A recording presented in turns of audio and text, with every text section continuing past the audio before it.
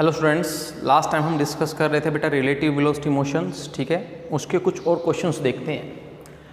आपको एक ट्री दे रखा है, एक मैन है जो कि इस डायरेक्शन में भाग रहा है और एक बर्ड है वो कुछ इस डायरेक्शन में भाग रही है, और इन तीनों की वेलोसिटी की वेक्टर फॉर्म आपको दे रखी है। क्योंकि ट्री तो क्या भागेगा बेटा, तो ट्री की वेलोसिटी क्या होगी 0i + 0j। ठीक है, मैन की कितनी दे रखी है 5i। Let this will be my x axis and this will be my y axis. ठीक है, तो मैन 5 मीटर पर सेकंड की स्पीड से भाग रहा है इन x डायरेक्शन। अगर बर्ड्स की देखें, बर्ड y में भी डिस्टेंस कवर कर रही है और x में भी, तो बर्ड की वेलोसिटी उन्होंने इस तरीके से दी है 8i + 6j।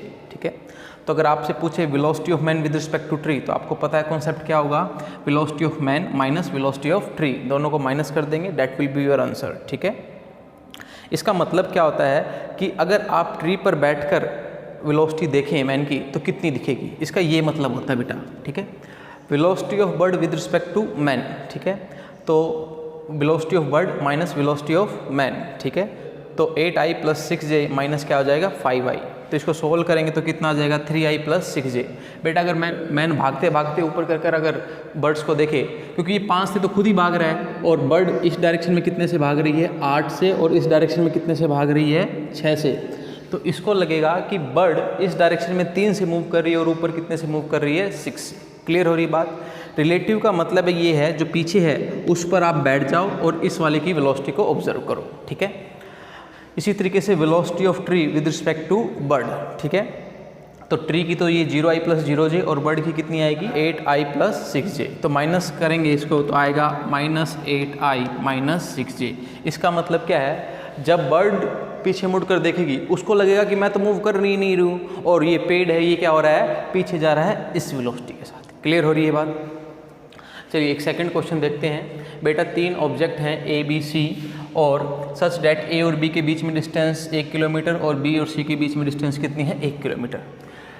ठीक है, वेलोसिटी ऑफ C आपको दे रखी है 15 मीटर पर सेकंड और वो कांस्टेंट है। उसी तरीके से वेलोसिटी ऑफ B आपको दे रखी है 10 मीटर पर सेकंड और वो भी कांस्टेंट है। ठीक है, मतलब ये दोनों कांस्टेंट वेलोसिटी से मूव करेंगे, और इनिशियल वेलोसिटी ऑफ A दे रखी है आपको 15 मीटर पर सेकंड। क्लियर है बात। आपको आपसे कह रहा है कि बताइए कि एक्सेलरेशन ऑफ A कितना हो such that it cross the B first rather than the C।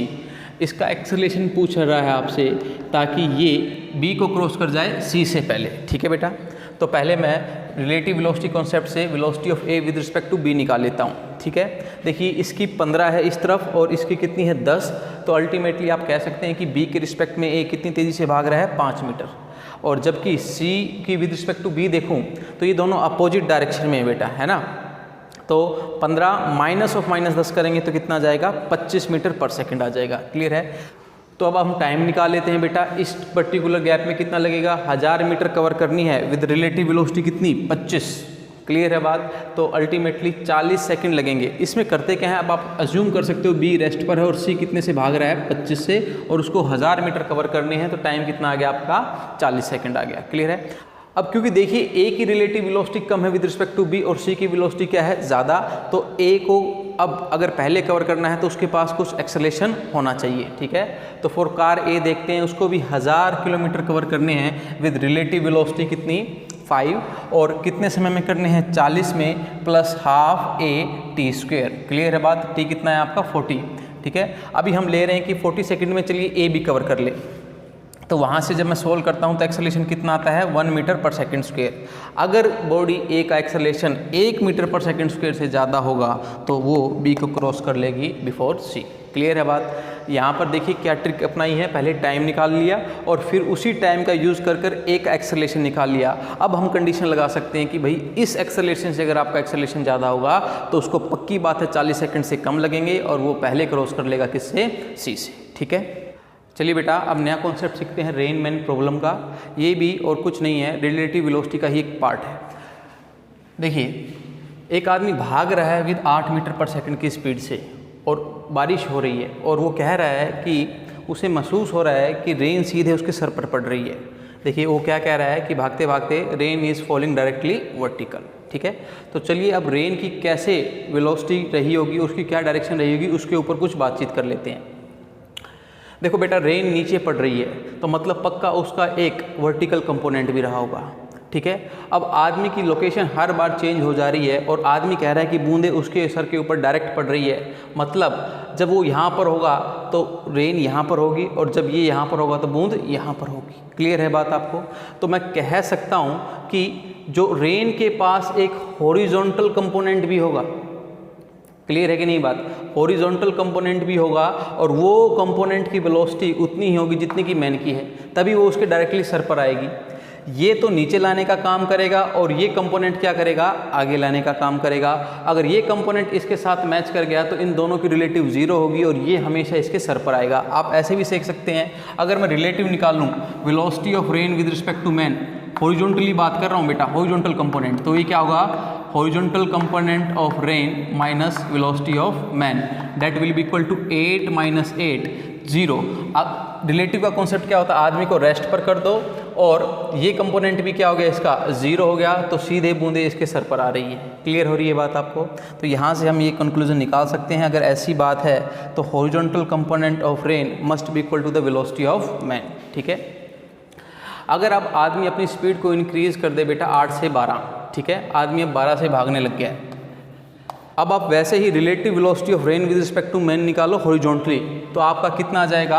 8 minus 12 date is -4। अब आदमी को तो खड़ा कर दो इधर ही, ये तो रेस्ट पर आ गया, रिलेटिव निकाल रहे हो तो अब रेन कैसे अपीयर होगी आदमी को? इस तरफ जाते। क्लियर है बात? ये देखिए, ये मैंने लिखा हुआ है। इसी तरीके से अगर आपकी स्पीड डिक्रीज हो जाए 8 से 4, तो रिलेटिव कॉन्सेप्ट क्या कहता है हमारा? हॉरिजॉन्टल कंपोनेंट ऑफ रेन तो कितना है? 8 ही है, लेकिन मैन की स्पीड हो गई है 4, तो आपका रिलेटिव कॉन्सेप्ट से कितनी आई relative velocity of rain with respect to man? आपकी हॉरिजॉन्टली आई 4।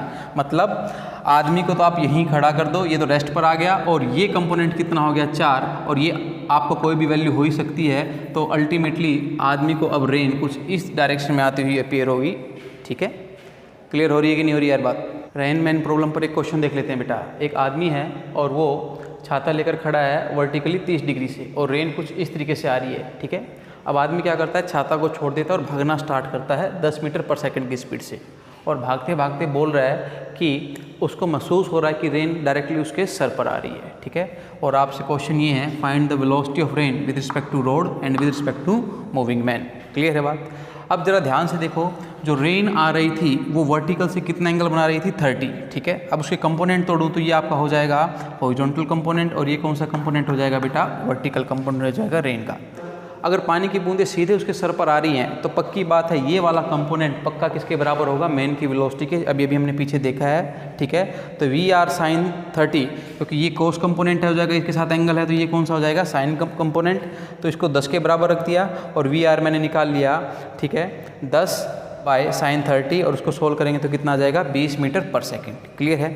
अब इसी चीज़ को अगर मैं वेक्टर फॉर्म में लिखूँ तो ऐसे लिख सकता हूँ बेटा, 20 sin 30 in I cap and 20 cos 30 in J cap. Clear है बात आपको?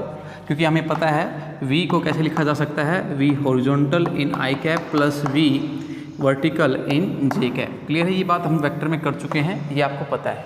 अब पहला पार्ट कह रहा है कि रेन की वेलोसिटी बताओ विद रिस्पेक्ट टू रोड, क्योंकि रोड तो मूविंग है नहीं, तो अगर मैं वेलोसिटी ऑफ रोड लिखूँ, ठीक है, तो वो क्या होगी?